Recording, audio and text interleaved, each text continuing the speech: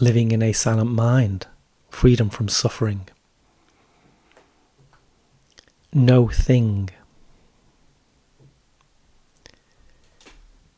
Describing the mind can be confusing because the mind is not a thing. It's no thing. And how can that not be confusing? It's not possible to touch or hold the mind and declare, this is the mind, just as it's not possible to touch and hold the sky and declare, this is the sky. Nevertheless, it makes it no less real. The fact that the mind is not a thing that can be easily described or held onto is what gives it its power. The mind cannot be seen or touched. It is limitless and pure potential, something we will explore in the meditations to come.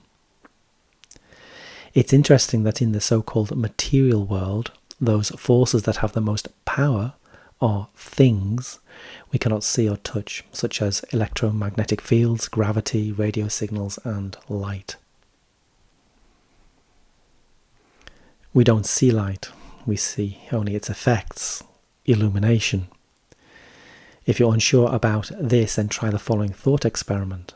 Imagine you're floating in deep space with your back to the sun. Now, as you look out into space, imagine that there are no planets or space stations or indeed any objects out there.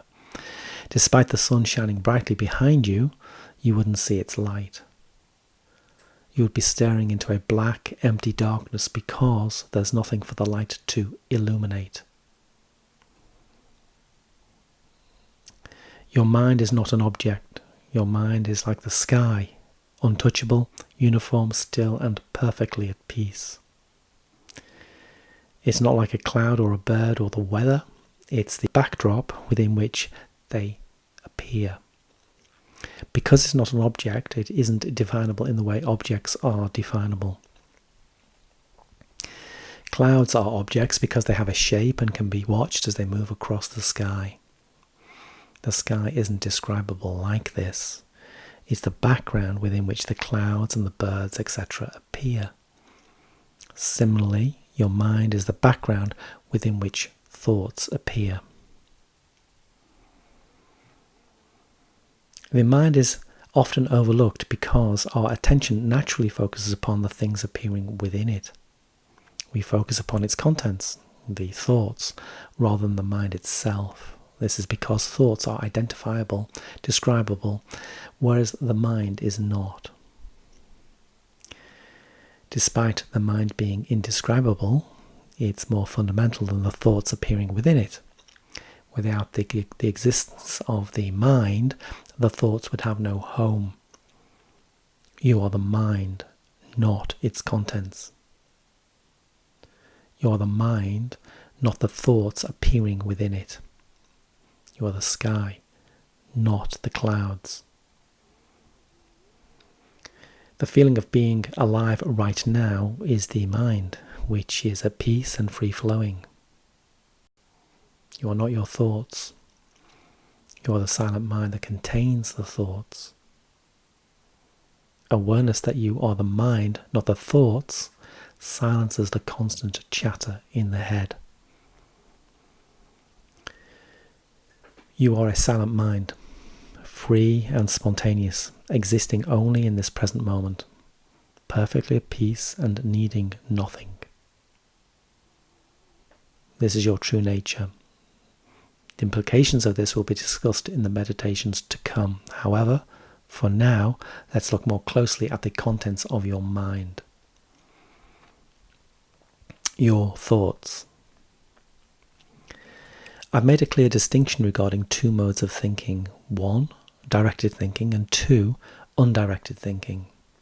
Directed thinking is a process of using thought to consider something.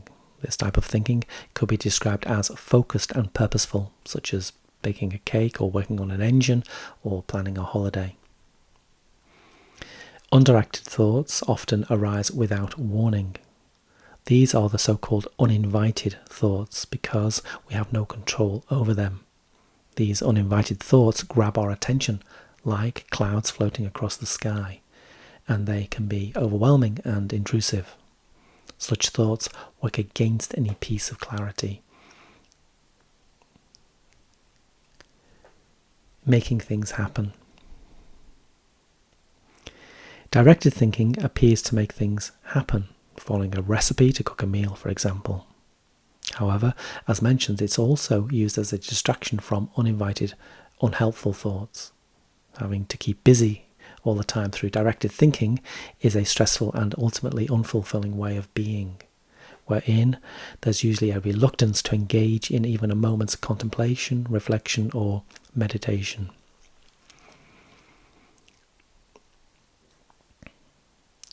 Thoughts are different from the mind within which they appear. Nevertheless, most people, if they stop to consider it, might say there is no difference between their thoughts and their mind, that they are one and the same. The everyday phrases mentioned previously are a testament to this. I changed my mind. I have a lot on my mind. Make your mind up, etc. However, thoughts are different from the mind inasmuch as thoughts appear in your mind just as clouds appear in the sky. Thoughts are objects we can watch in the same way we watch clouds appearing from nowhere, changing shape as they float across the sky and then dissipate. The mind cannot be watched as though it were an object appearing within something else. From outside looking in, you can imagine there's the background, your mind, and then appearing within it are thoughts. Again, at this stage it's important to separate the two. Your mind is not the thoughts that appear within it. Your mind and the thoughts are distinct from each other. You are not your thoughts. You are the mind. This is worth repeating. You are not your thoughts. This is the basic difficulty people face when they have uninvited or unhelpful thoughts. They become them. If you are totally identified with thoughts, you are at the mercy and you will suffer. These meditations aim to change your perspective, enabling you to recognize that you are a silent mind. When we look up to the sky on a sunny day, we are immediately drawn to the clouds. They grab our attention. In fact, apart from the awareness that it's a sunny day, we don't notice the sky itself. It's the cloud formations and colours and shapes they form that grab our attention. Thoughts do this. We can't help but be drawn to them. We pay little attention to the mind that the thoughts are appearing within. Shifting your attention from thoughts to mind. The space within which the thoughts appear is the key to finding clarity and peace of mind. That space is a silent mind. That space is you. It's the feeling of being alive in the here and now. Thoughts demand center stage. They dance and shout, each fighting to be noticed. Thoughts are the upstarts, needing our attention to maintain the story of you. The mind doesn't have a location. We can't give it coordinates. The mind is not your consciousness. Usually these terms are interchangeable, mind and consciousness. Here I'm making a distinction between the two. Your consciousness is happening between your ears. The mind doesn't have such a location. Imagine a radio. The radio can be tuned to various stations and play music through the speaker.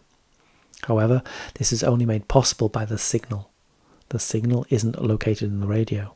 In fact, the signal isn't located anywhere. Its position doesn't have coordinates. The signal is everywhere and nowhere.